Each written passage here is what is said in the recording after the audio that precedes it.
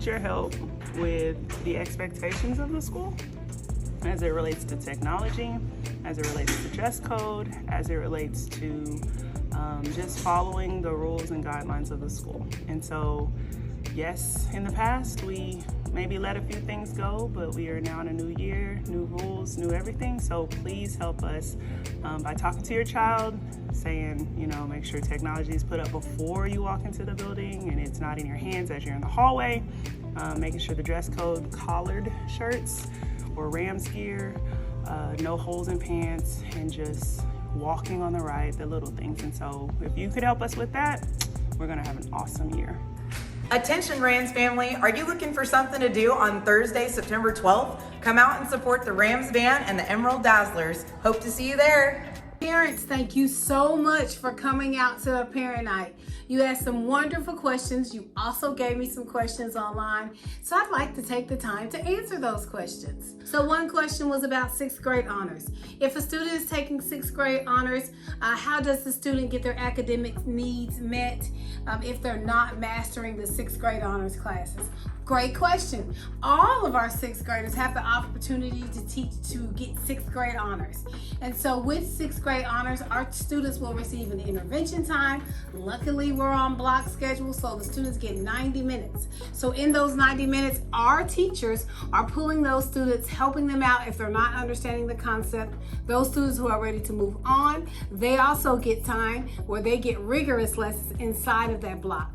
After school tutorials will take place, and our students get intervention pulled by our TDSIs. So believe me, parents, your students are getting support in 6th grade honors. If not, we will have conversations. Reach out to the teacher. You guys will have conversations about tutoring and interventions, and we'll take the necessary steps after that.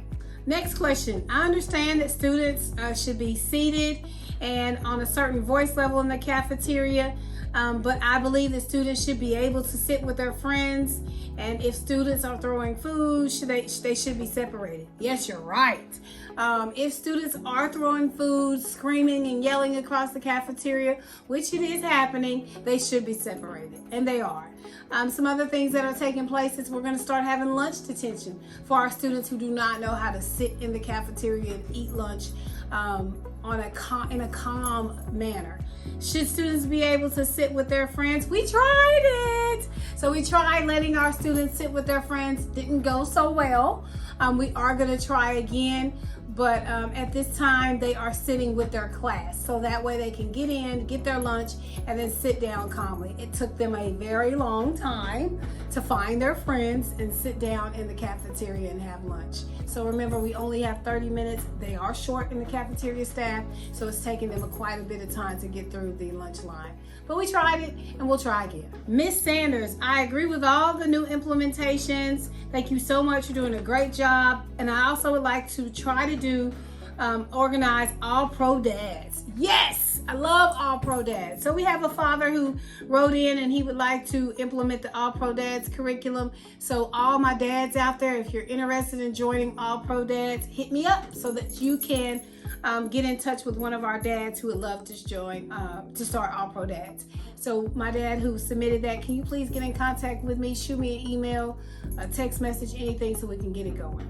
Question, you keep mentoring safety. Did something happen? No, but last year Richard Alley had over 672 referrals. The top referrals were disorderly conduct and loitering and then fighting. And so with 682 referrals last year, the data showed, we want to make sure we improve that this year.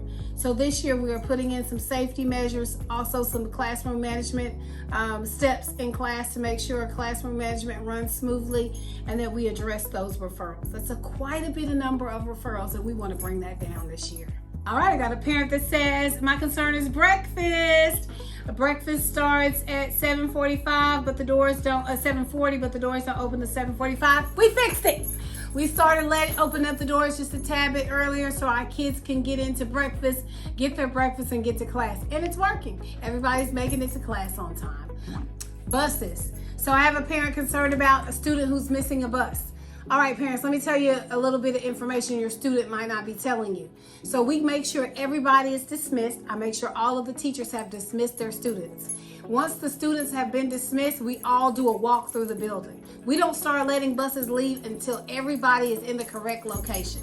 So once the students are in the gym, what's happening is your students are putting on their earbuds, they're putting on their headphones, and the teachers are announcing the buses. They announce it once over the intercom, they announce it twice, then they write it down, and then they announce it a fourth time and say last call.